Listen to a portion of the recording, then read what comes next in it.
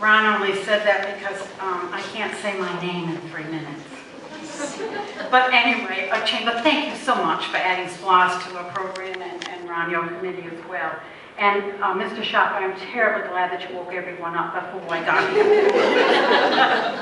Anyway, I'm here to be extremely enthusiastic on behalf of Mr. Sam Allen, and of course myself, and a wonderful, wonderful committee of local leaders and business people for SPLOST. And other than Senator Golden, I believe he was the only one that mentioned a tax, but I'm just going to cheer you up about this wonderful tax that we have in our community. And you don't have to listen to my bio, and already you have figured out I was not born here. So I have chosen to be here, and for that I think it has value. Everyone in this room pretty much knows about SPLOST, and I certainly don't want to insult anyone's intelligence, but allow me to practice on you for the groups that I won't know. Let's remember, first of all, and look around in the last over 20 years of the number of wonderful things that we have, not only touchable things, but other things that SPLOST has brought to this community. I'm totally amazed, having lived so many other places where we need legitimate infrastructure things that could not be had, could only be patched, because they never dreamt of this wonderful opportunity. This is now the 7th SPLOST, and all of them, including this one, have been citizen-driven by community business leaders who have felt strongly about the fact that they, along with the support of Chamber every year, wanted to continue to be able to improve this community, particularly from an economic development perspective. We expect, if we can pass this, and I expect we will pass SPLOST 7, I can't lose anything, so you have to help me with that, to generate $150 million within a 6-year period. I believe that most of you have seen the brochures and all the lists in the newspaper articles that have been through the paper in the last few weeks, and so you're very familiar with those. So just a couple of things you might not know, and something I was pretty surprised at. Proceeds for SPLOST are divided very fairly and very equitably by population. So if Lowndes County has 45.05% of the population, then they will receive 45.05% of the proceeds. And of course that's true for Valdosta and Heck, Remington, and all the other cities. I don't think it gets much fairer than that.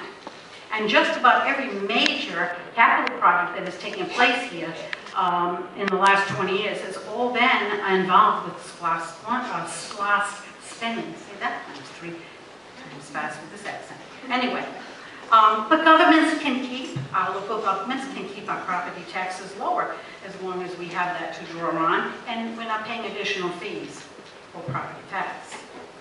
Also, many of the projects that we have on the list this year, and I'm not here to debate the projects, I'm only here to encourage the continuation, not new, continuation of our current SPLOST tax. But the projects, in many, many, many cases, are very, very necessary. And how will we pay for them without it? I don't think most of us are missing the end.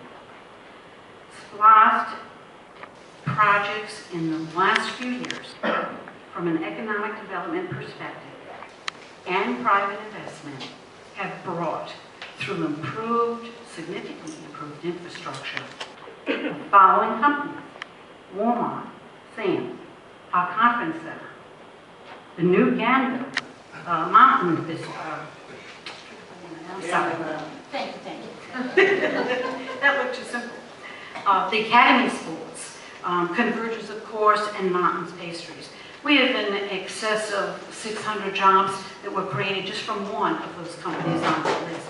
Had not the city and the county gone ahead with these SPLOST programs and in advance put infrastructure in and made sure there was water and sewer and there were all these abilities to take care of fire issues and safety and so forth, they would never have spoken with us. And while I'm at that point,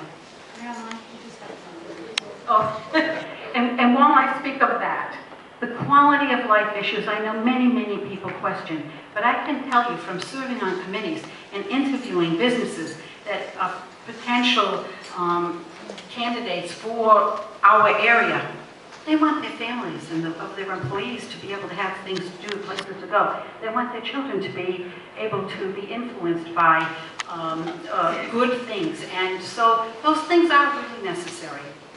All in all, I would say to you that most all of the SPA's proceeds are invested in this community. They're providing local jobs. And do remember, it's just a continuation.